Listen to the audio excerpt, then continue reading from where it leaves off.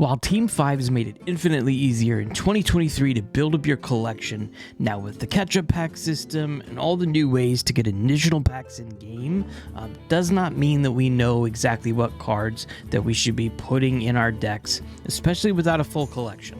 So I'm going to go through 10 rare cards that you can craft or are already in the core set for free that you can add as tech choices for these decks as you're building out.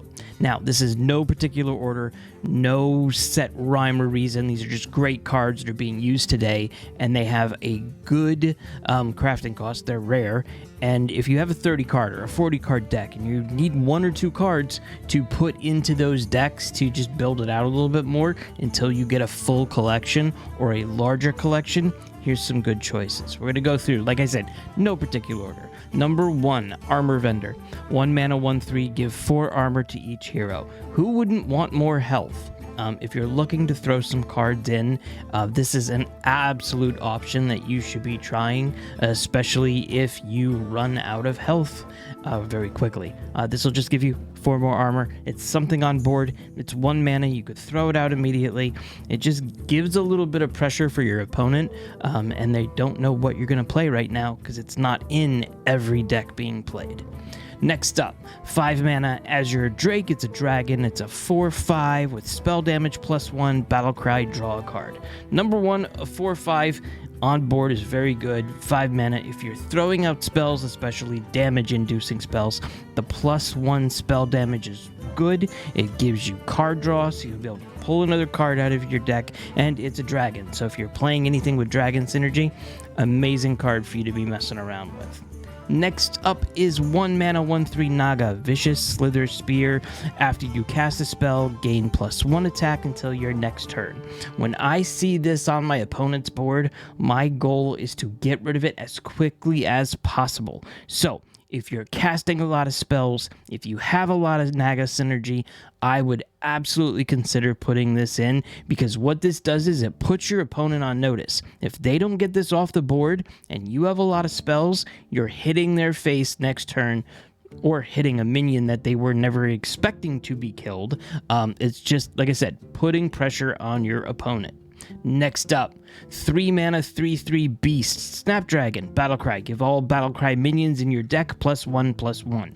It is a beast, so there's a beast synergy there, but it's all Battlecry minions. So if your minions have Battlecries on it, we've seen this in Dragon Druid, we've seen this, I've been seeing it right now in a couple of Hunter decks.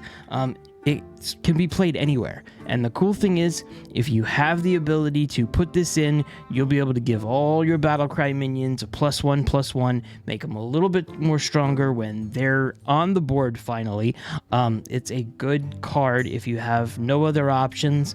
Absolutely put this in, especially if you're Battlecries, if you have a lot of Battlecries in your deck. Next up, this one's amazing. It's very good. It's a 5 mana, 6/5 mech, Burrow Buster. Mix energy. It's a rush with the Battlecry of Excavated Treasure, so you get to mess with the Excavate keyword. Even if your deck does not have a lot of Excavate synergy in this, throw this in here, because a 6/5 minion that you can hit right away with the rush mechanic, it's very good. It's not a huge cost, so you could play this relatively quickly, and it's a 6/5. So if the minion is not that crazy heavy, you're killing that minion that you're hitting with your your opponents. Next up, 2 mana, Celestial Projectionist. It's a 3/2 Battlecry. Choose a friendly minion, add a temporary copy of it to your hand. This is great. It's very low cost.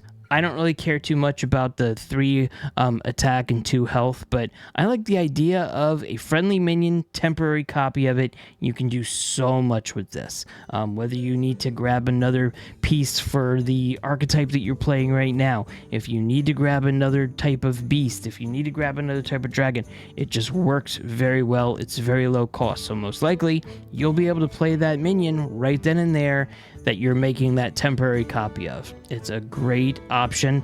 If you need 2 cards, put both of these in. It's a very, very good card.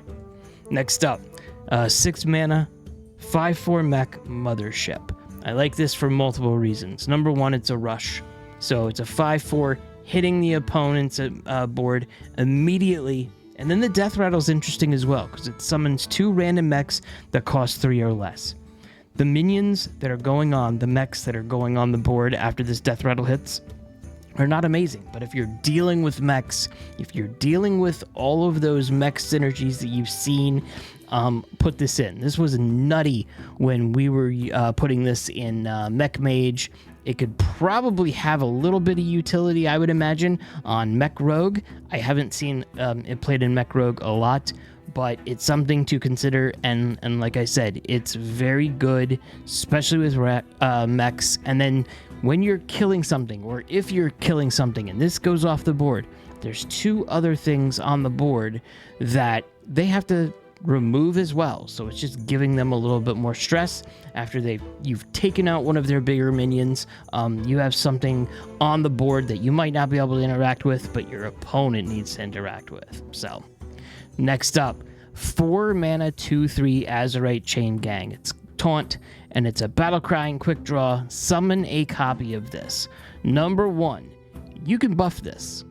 Okay, you can buff this if you're using the Snapdragon or what have you to make it larger. And then the cool thing is, if you have the mana and you are able to put this out immediately, you've got the battle cry, so it'll be 2, and then you have the quick draw, so it'll be 3. So 3 2/3 with taunts on the board immediately for 4 mana if you're playing it right. If you're buffed it's even better than that. So this is a very good one.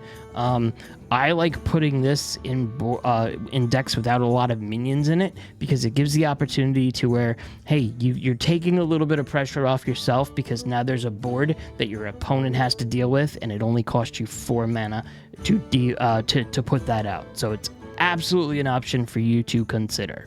Next up, 5 mana 5/5 mech Steam Cleaner. Battle Cry, destroy all cards in both players' decks that didn't start there.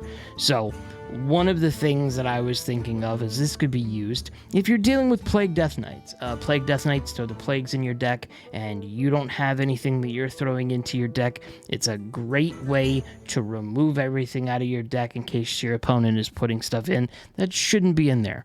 Also, if the opponent is playing a deck that has a lot of they're putting stuff in their deck, this removes it as well. So something that's just creating spells and throwing that in, it's amazing. It is expensive. It's a mech, so it has some mech synergy there.